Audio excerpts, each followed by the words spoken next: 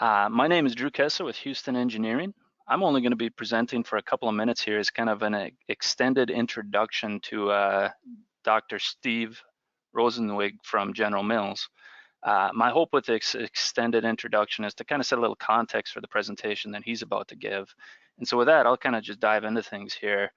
I'm just going to go through a couple of slides giving an overview on water quality concerns and goals in the Valley. Some of this information has already been shared in some of the sessions today. So again, nothing new here. A lot of the work that I'm sharing is really work that's been done by others, just kind of formatted into a presentation here. So I hope I've credited everyone appropriately in the bottom of the slides as I work through this. And so I think everyone in the room is well aware that there are algae issues inside of Lake Winnipeg. And so we know pretty well at this point that those algae blooms are driven by excess nutrients, and that those excess nutrients are attributed largely to the Red and Winnipeg rivers. And this nice graphic on the right that comes from our partners north of the border in Canada shows just a very high level summary with graphic colors as to where some of the issues are a little more pronounced than others, with the red areas being the areas where the issues are more pronounced. And also fairly unique to this basin, compared to some other areas, particularly further south, is the degree to which they're driven by dissolved phosphorus issues. So we know from a plethora of research that there is more phosphorus than we'd like being delivered to Lake Winnipeg from the Red and Winnipeg rivers, and that there's a fair amount of that, if not the majority, that gets delivered as dissolved during spring runoff events. And so with that, and again, I know some of these stats were shared in some earlier presentations as well too, there is a goal that's been set to get the Red River back to 1990s levels of phosphorus, which is roughly about a 50% reduction in what it's seen today on average. Now, of course, I think I heard in one of the earlier sessions about a guess as to what phosphorus loading might look like this year with drier conditions. There is going to be variation from year to year, but in general, the goal is to have some fairly substantial reductions in phosphorus to Lake Winnipeg from the different basins contributing to it. You see some of the rough numbers here in terms of what those goals are set at in terms of absolute masses. So about 1,400 metric tons from the Manitoba portion of the Red River Valley, and 700 metric tons for each the Minnesota and the North Dakota portions of the Red River Valley. So that's a fair amount of phosphorus to reduce. And part of what I'm going to be transitioning to here and turning over to Dr. Rosenwig in just a minute here is to hear about some new efforts that are occurring in order to improve soil health and improve water quality to Lake Winnipeg. But before we get to that, I do just want to acknowledge that there are a lot of existing efforts that have been going on for several years. So don't want to say that, you know, we're starting from scratch and trying to address these goals. There's a lot of strong efforts going on across the basin, and it's worth acknowledging those before we transition over to Steve. Got some graphics from some of the different partners here. I'll just go through quickly. For the context of setting the stage here, I'm just going to call these more traditional public-led approaches. So you're seeing some graphics from the north side of the border in terms of some of the reductions that have been occurring in phosphorus already since 2011. North Dakota just reduced a nutrient reduction strategy for surface waters where they're going to be diving into nutrient reductions as well. And then you're seeing some of the data from Minnesota Pollution Control Agency and Minnesota Board of Water and Soil Resources as well in terms of new acres of best management practices across the state. And if I blew this up and gave an in-depth presentation, you'd see that a lot of these are focused on to Lake Winnipeg from the basins contributing there, as well as a lot of new and innovative planning efforts going on across the major watersheds on the Minnesota portion of the basin, many of which have focused efforts targeted on water quality. So again, just putting all this up here to acknowledge that there is a lot of good efforts going on through traditional approaches, but I guess from my perspective, we're seeing more and more opportunities for new and unique collaborations. One I believe Ted mentioned in a little greater depth than I will here at the 1 o'clock session, and that is the Red River Basin Commission's efforts to establish a water quality offset group or a water quality offset plan. Again, unique collaborative opportunities between point sources and non-point sources to consider how we get at phosphorus reduction. I know in Minnesota and Canada, we have innovative things coming out of the fertilizer industry and the Nature Conservancy and other partners looking at 4Rs programs on agricultural fields. And transitioning into the presentation today, We are seeing a growth of private sector efforts as well, and investments in efforts to improve water quality within the region, particularly within the Red River Valley. This acronym here, MBOLD, is really a group of fairly large companies in the state of Minnesota, among other partners, that are looking for investments to help improve things. As you see as a subtitle, Minnesota leading the way to the future of food. So a lot of this group focuses on the ag food supply chain. And with that, we're going to have one of the partners from that group, Dr. Stephen Rosenzweig from General Mills, talking about work that they're doing to advance soil health in the valley. So I can give just a brief introduction to Steve if you want to begin to transition the screen share over to Steve.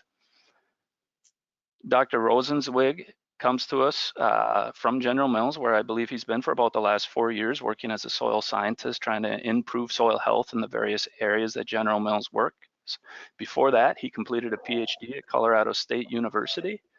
And with that, it looks like he's getting his screens set up. So I will cut my presentation off and kick it over, Steve. Thanks. All right, thanks. Can everybody hear and see me all right? See the presentation? You're good to go, Steve. Okay, cool, thanks. Yeah, it's great to be here and talk with everybody here about the work that we're doing on soil health in the Red River Valley. But like Drew said, you know, we're part of a broader food and ag industry, and there's really been a lot of collaboration, specifically around regenerative ag, which is what I'll talk about today. And you know, we're really at the early stages of this, but I think it'll continue to grow, and I'll talk about the reasons why that is.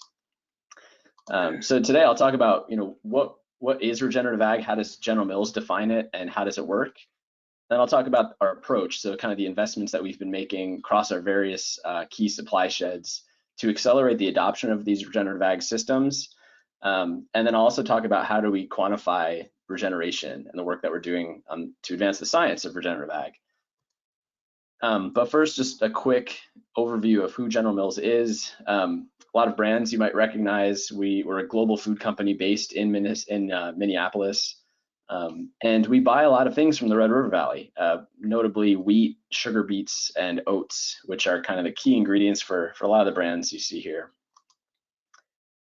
We really came to soil health and regenerative ag through our greenhouse gas commitment. And back in 2015, General Mills was the first company in any sector to set a greenhouse gas reduction commitment to be approved by the Science Based Target Initiative across our full value chain. And so you can kind of see the emissions from farm to fork to landfill here down at the bottom. You know, General Mills doesn't do any farming. We don't own any farms or even do a lot of direct contracting with farmers. But you know, the production of the ingredients that go into the products that we make contribute 60% towards our overall climate footprint. And so really in thinking about how do we, you know, and so our goal is to reduce our footprint by 30% by 2030, and we have a net zero commitment by 2050. And in thinking about how we're gonna meet this goal, we really arrived to, you know, talking to the leading farmers and scientists that we're connected to, really arrived at soil health and regenerative ag as kind of the key for meeting this greenhouse gas commitment. And you know, but we really realized that regenerative ag has much more benefit than just climate. And really what regenerative ag is doing is repairing and enhancing ecosystem processes like the water cycle, which is pictured here.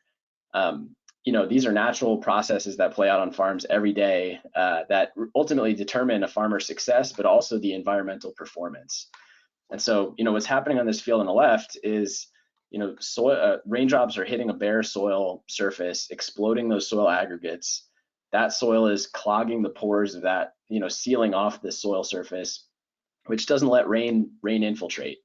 And that's what's leading all this water to run off these fields. We have a real water infiltration and retention problem on the agricultural fields themselves. And if we can, you know, repair and enhance this water cycle by building soil health, keeping those pores open, and increasing water holding capacity, we can have a huge impact on water quality downstream. And actually, the farmers can use that water to grow crops. So we know there's benefits, you know, to soil health, to water quality, to farmer economic resilience, and biodiversity as well. You know, just looking at available water holding capacity on a loamy sand type of soil, if we increase organic matter by 1%, that's increasing the water holding capacity of the soil by about 10%. And I've been on farms in the Red River Valley that have improved their organic matter by over 4%. So we can have a huge impact by improving infiltration and retention through regenerative ag. And here's what General Mills' dictionary definition of regenerative ag is. It's a holistic, principles-based approach to farming and ranching that seeks to strengthen ecosystems and community resilience. So we take a principles and outcomes-based approach. I'll talk about what those principles are in a second, but really the outcomes that we're looking to document impact against are soil health, biodiversity, water, and farmer economic resilience, in addition to being our primary lever for meeting our climate goal. So our commitment is to advance regenerative ag on 1 million acres by 2030. And we're not the only ones that have these kinds of goals. It seems like every day there's a new announcement from a major food or ag company to work in this space, and that just shows how much momentum there is in addressing a lot of these concerns through this more holistic approach to farming and ranching. And I'd say we're not all aligned in the industry on exactly how to define or approach this issue, but we're all moving in similar directions, I'd say. But I'll talk a little bit about the principles behind regenerative ag, at least how we approach it at General Mills. And so, we use the same principles that NRCS talks about for improving soil health as well. And it's really this set of principles that is adapted to each unique context. No two fields or farms is the same. It's not a checklist of best management practices. It's really these holistic principles that come together in a system to repair and enhance these ecosystem processes. So minimize disturbance, maximize diversity, keeping the soil covered at all times, keeping the living root in the ground year round. Soil is a living thing. It needs food to survive, and the food that it eats is carbon. That's photosynthesized by plants. Continuously feeding the soil, and in this part of the world, we have, too long throughout the year where there's bare soil and there's no plants growing and feeding that soil. So a lot of missed opportunity to be sequestering carbon and regenerating that soil ecosystem. And the last one is to integrate livestock. So this is what we see in the majority of fields in the Red River Valley for a really long chunk of the year, from the fall to the spring to late spring, even into early summer. So this is what do you see here, and what's missing? If I think about the principles, I see a lot of disturbance. That clumpy soil is a sign that's been tilled. I don't see any soil cover. It's just bare soil. There's obviously no living roots, there's no diversity, and there's no livestock. So this is most fields in the Red River Valley, and they don't have any of the regenerative principles for most of the year. And so that's the issue that we're really looking to address. This is what one of these fields could look like at this time of year. I took this picture in November in North Dakota, southeastern North Dakota. And this is a diverse mix of cover crops that's growing just to feed the soil, keep weeds down, keep it protected from wind and catch snow. And you can see these black lines going into the horizon there. That's faba beans, which decompose black. And that black residue in the spring will warm up faster than the surrounding areas, and the farmer will plant right into that black residue, which helps the seeds germinate faster in the spring. So there's a lot of really innovative approaches that farmers are using to integrate these principles into these contexts. And I'll talk about some more of those later. So what is General Mills doing to advance regenerative ag on 1 million acres? You can see here some of our key sourcing regions and some of the programs that we've set up and pilots. Really, we're testing out a lot of different approaches, figuring out what investments are meaningful to help farmers adopt these systems. So we're testing a lot of things out. A lot of these are in partnership with other industry partners and research organizations. But I'll zoom into a couple of these and talk about what they look like. Oops, sorry, I think we've got, I'm just gonna skip through a couple of these slides here. Just to give you a sense of what a few of these programs look like. One is what we call our Regenerative Ag Pilots. It's where we've we're bringing together kind of an enabling environment for farmers to start to implement, experiment, and move down this path. And it starts with education. We believe that mindset shift is one of the first and most lasting changes that we can help make for a farmer, and that happens through education, to help them see their farm in a different way and to think regeneratively. So we partnered with the Soil Health Academy to provide this great grounding in the principles. And then farmers have the option to get paired up one-on-one with a regenerative ag coach, where the farmer will develop and implement their own regenerative management plan with the help of a coach who's typically a farmer or rancher themselves, that has a lot of experience in regenerative ag and a passion for mentorship. Next is to build community. We know a lot of these regenerative farmers feel like they're the only ones in their area doing this stuff, and so we've tried to connect regenerative farmers to each other through social media and WhatsApp texting groups, to help them learn with each other, because farmers really learn best from other farmers. It's in this context that we're layering a lot of the research that we're doing. So we're collecting data about every component of this ecosystem and the farm business, from soil health and carbon sequestration to insect biodiversity and birds to the economics of the farm operation, and really studying what happens as farmers make these systems transitions. And we're starting to layer on ecosystem service markets. As we're providing these other resources, farmers are generating ecosystem services like greenhouse gas reduction, water quality improvements, biodiversity improvements. And we're starting to introduce these markets into these programs to reward farmers financially for those services that they're providing. And I can talk about that a little bit later. We know not every farmer is ready for a holistic systems level change, and so we're doing a lot of work, and this is a lot of the programs that we have throughout the Red River Valley, where it's partnerships with, we have the partnership with the University of Manitoba, but also multiple conservation districts throughout the Red River Valley that are providing cost share and technical assistance. We found that those are great programs to come in with funding to help provide more cost share funding, get more farmers experimenting with these different practices. And especially if there's a great, technical assistance provider in those conservation districts, these programs can be really effective. And working with the universities to study the impacts of what these different practices do to soil and water and economics. Lots more work, new programs coming along every day. A big partnership with the National Fish and Wildlife Foundation to basically get more boots on the ground working with farmers. That's one of the key bottlenecks as we've identified it to expanding this regenerative ag movement, is just people that are really experienced and know how to talk to farmers and trusted, who can help farmers down this regenerative path.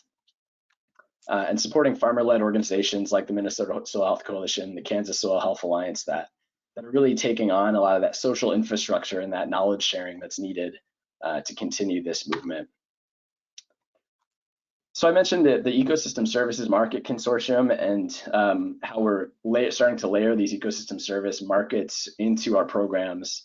And this is largely, a lot of other food and ag companies. You can kind of see the list of members here, got together and are investing in the research first and foremost to figure out how do we cost effectively monitor and measure the environmental services that farmers are providing through these systems, so that there's actually money left over to pay the farmer by the time we've documented that service has been provided. So that research, we've been doing that research for the last few years, and in the fall of this year, that market will be launched nationally. So we've been doing a pilot of that in our Kansas program. And for us, this has really been about figuring out how do we document and have quantifiable progress towards our greenhouse gas goal. So it's a way that we can incentivize and reward farmers for these ecosystem services, while also having a verified impact claim to apply to our commitment. I want to highlight a really relevant example. It's in Kansas, but it's definitely relevant to what Ted was talking about before with water quality offsets. Through the ecosystem service market, we have this pilot in Kansas where we're doing a lot of that one-on-one coaching, and in our regenerative ag pilot, we've partnered with the Kansas Department of Health and Environment, who is responsible for non-point source pollution in the state of Kansas. And we've centered our program around the Cheney Lake watershed, which is their top priority watershed in the state. And it's, contributes to the Cheney Reservoir, which is the drinking water source for, 400,000 to 500,000 people in the Wichita area. And they've seen that regenerative ag is going to be their key strategy for meeting their nutrient reduction goals. And so we're just really aligned in our perspective and our approach. And through ESMC, we've been able to pay farmers for the greenhouse gas reductions that they're making. And Kansas Department of Health and Environment has come alongside and paid farmers for the water quality, an offset grade water quality credit, so that we're actually paying farmers for the stacked ecosystem service benefits that they're producing in these regenerative ag programs. I'll give a little deeper example of some of the work that we're doing in the Red River Valley. And it really started north of the border in Canada. We had one of the regenerative ag programs. Our first was in Manitoba and Saskatchewan, which is our primary oat sourcing region. And so we've got, I think, somewhere between 10 and 12 farmers in the Red River Valley of Manitoba, even going up into the Interlake region north of Lake Winnipeg. So we've got a lot of learnings there about what works and what doesn't work in these regenerative systems that farmers are generating and translating to each other. And a lot of the work south of the border has been, partnerships with conservation districts to provide extra cost share funding, greater funding for technical assistance, helping them, add greater staff time to soil health, and working directly with farmers in their counties. And so we've done a lot of these demonstration trials where farmers are committing to change practices and experiment with new things like cover crops and no-till on a field, and have another part of their field that's their traditional conventional management. And working with the university, we're studying what's happening to soil and economics and erosion, things like that, as part of these programs.